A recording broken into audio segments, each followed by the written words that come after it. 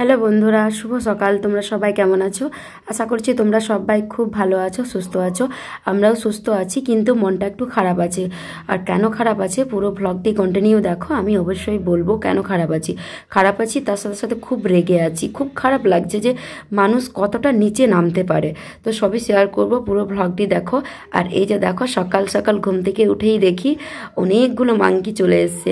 মাম্মাম তখনও পর্যন্ত ঘুমোচ্ছিল। যখনই মাম্মামকে বললাম যে মাংকি এসছে, তখনই মাম্মাম চটপট করে উঠে গেছে। আর দেখো মাংকিকে খেতে দিচ্ছে, বিস্কিট হাতে ধরেছে। সচলাচল আমাদের দিকে মাংকি আসে না, আগে তো এগুলো দেখতেই পাওয়া যেত না, কিন্তু এখন তবুও দেখতে পাওয়া যায়। এখন তো আমাদের দিকে প্রায়ই চলে আসে। তো মাংকিকে মাম্মাম এতটাই ভালোবাসে ফোনে বা টিভিতে দেখে, কিন্তু যখন সামনে দেখতে পায় তখন আরও বেশি খুশি হয়। আর এই যে দেখো, নিজের হাতে সে খাবারটা ধরিয়ে দিয়েছে আর অনেকটা কাছে চলে এসছে, কিন্তু বেচারা খেতে পারেনি, হাত থেকে বিস্কিটটা পড়ে গিয়েছিল। তো যাই হোক, এবার মাংকিকে মাম্মাম খেতে দিয়ে খুব খুশি। আর হ্যাঁ, আজকের ব্লগে শেয়ার করব নিউ একটা রেসিপি। মানে আজকে আমাদের একটা নতুন একটা পিঠে বানানো হবে, তো সেটাই তোমাদের সাথে শেয়ার করব। আর এই যে এইদিকে দেখো, সীমাদি পেয়ারা, মানে মা গিয়েছিল তার মাসি বাড়িতে, সেখান থেকে পেয়ারা দিয়েছে। তো সেই পেয়ারাগুলো সীমাদি বললো ভাত এখন খাবো না, চলো পেয়ারাগুলো খেয়ে নিই। আর পেয়ারা মাখা আমাদের দুজনের খুবই প্রিয়। আমরা বাইরে কোথাও গেলেই পেয়ারা মাখা দেখতে পেলেই আমরা পেয়ারা মাখা কিনে খাই, আর বাড়িতেও করে নিই, বাড়িতেও খুব সুন্দর হয়। আর তারপর এদিকে দেখো, এই যে বললাম যে পিঠে বানানো হবে, তো তার জন্য চালের গুঁড়ি আমি আর মা মিলে করছিলাম। এই চালের গুঁড়িটা রেডি হয়ে গেলেই তারপর আমরা দুপুরের খাবারটা খেয়ে নেব। এখনও আমরা দুপুরের খাবার খাইনি, তার আগে চালের গুঁড়িটা করে রাখছি রোদে শুকনো করে নেব বলে। শুকনো করে নিলে খুব ভালো হয়। তাই দুপুরের পর চলে এসেছি সোজা রাতের খাবারের জন্য। আর ছাদে চলে এসেছি সমস্ত জিনিসপত্র নিয়ে, যে একটা নতুন যে রেসিপির কথা বলেছিলাম ওটাই করার জন্য। তো যেহেতু ওটা গ্যাস দিয়ে হবে না, তো তাই উনুন দিয়েই করতে হবে। আর এই যে দেখো, মা উনুনটা জ্বালিয়ে নিচ্ছে। তোমাদের যদি কারো এই রেসিপিটা দেখে ভালো লাগে, অবশ্যই বাড়িতে করতে পারো। তো তার জন্য পুরো রেসিপিটা দেখে নাও প্রথম থেকে শেষ পর্যন্ত। আর আমাদের এই পিঠেটা বাড়ির সবার খুব পছন্দ আর খুব প্রিয়। আর যেহেতু এটা উনুনে করা হয়, সেই জন্য নাকি জানি না খুব টেস্টি হয়। আমি প্রথম থেকে লাস্ট পর্যন্ত সবই বলবো। আর প্রথমত দেখো, যেটা দিয়ে পিঠাটা বানানো হবে ওইটা দিয়ে গরম জলটা করা হচ্ছে। সেটা হলো একটা মাটির পাত্র, আর জল দিয়ে দিলাম পরিমাণ মতো, যতটা জল লাগবে। আমরা যদিও জানি না, আমি আর সীমাদি, এটা মাই জানে পুরোটা। তো সেই জন্য মা বলছে, সেই মতো করেই আমি করছি। তো চলো সবাই দেখতে থাকো, তোমাদেরও রেসিপিটা খুব ভালো লাগবে আর খুব সহজেই হয়ে যাবে। তো এবার গরম জলটা মানে ফুটবে না, ফোটার আগের মুহূর্তে যে গরম হবে, তো সেই গরম হওয়ার পর মা এই যে জলটা নিয়ে নিল। জলটা নেওয়ার পর ওটা আবার রেখে দিল যাতে ওটা গরম হয়ে যায়। তারপরে এই যে একটা বাটিতে পরিমাণ মতো চালের গুঁড়ি, মানে যতজন আমরা খাবো তো সেই অনুযায়ী মা চালের গুঁড়ি নিয়ে নিচ্ছে। এই পিঠাটার একটাই কি জিনিস ভালো লাগে, এই পিঠাটার মধ্যে শুধু জল আর নুন লাগে, আর কিচ্ছু লাগে না। আর এই যে দেখো, মা পরিমাণ মতো নুনটা দিয়ে নিচ্ছে। তারপরে যেই গরম জলটা করেছিলাম সেই গরম জলটা দিয়ে মা এই চালের গুঁড়িটাকে মানে ভালো করে মাখিয়ে নেবে। তারপর যেহেতু জলটা গরম আছে, যাতে ঠান্ডা হয়ে যায় তার জন্য একটু টাইম নিয়ে নেবে। তো তারপরে শুরু করবে পিঠেটা। ব্যাস, এটাই রেসিপি, আর তেমন কিছু বেশি না।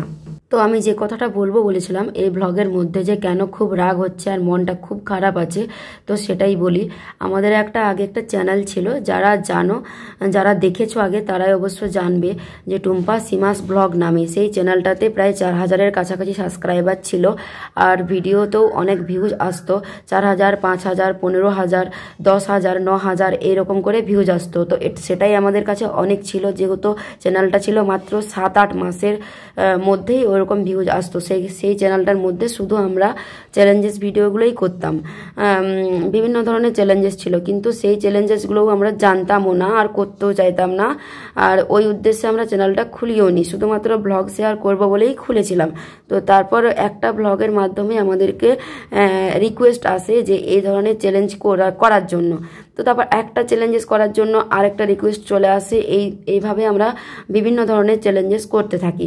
কিন্তু হঠাৎ করে ওই চ্যানেলটা জানি না কার নজর পড়লো, সেই চ্যানেলটা আমাদের মানে ইউটিউব রিমুভ করে দিল, আর পেলাম না। তো প্রথমত ভিডিওগুলো ডিলিট হয়ে আসছিল, তারপর দেখি চ্যানেলটাই আর ইউটিউবে নেই। তো যাই হোক, তারপর আমরা এই চ্যানেলটা একটা নতুন খুলেছি। এই চ্যানেলের মধ্যেও দেয়া আছে, প্রথমের ভিডিওগুলো তোমরা চ্যানেলে গিয়ে দেখলেই বুঝতে পারবে যে মানে ওই চ্যানেলটার কথা আমি বলেছি। তো কিছু কিছু চ্যালেঞ্জেস ভিডিও ছিল যেগুলো আমরা ওই চ্যানেলে ছাড়তে পারিনি, শুধুমাত্র করা ছিল কিন্তু ছাড়ার মতো টাইম পাই না, চ্যানেলটা রিমুভ হয়ে যায়।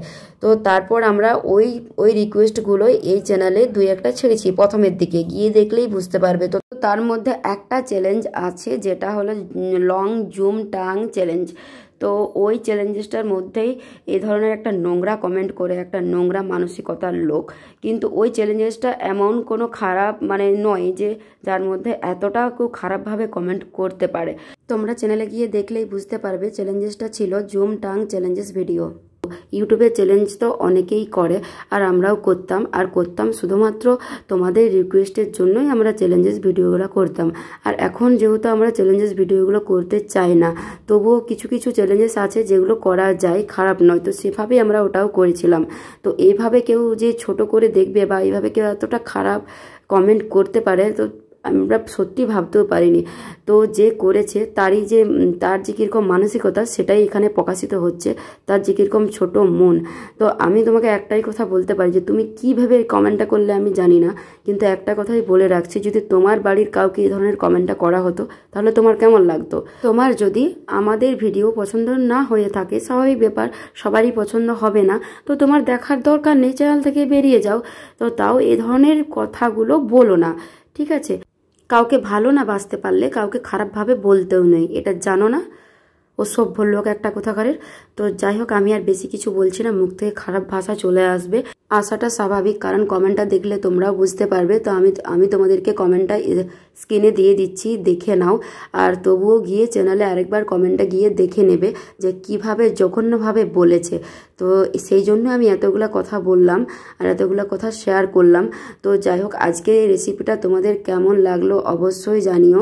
আর কে কে এই রেসিপিটা আগে বাড়িতে করেছো বা খেয়েছো সেটাও জানিও, আর তোমরা কিভাবে করো সেটাও জানিও, ঠিক আছে?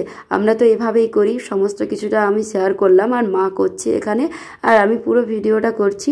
তো চলো, আই হোপ তোমাদের এই রেসিপিটা খুব ভালো লাগবে। আর যদি আমার কথায় কারো কিছু খারাপ লেগে থাকে তো আমাকে ক্ষমা করে দিও। আর সবাই ভালো থেকো, সুস্থ থেকো, আর আমাদের পাশে থেকো। টাটা।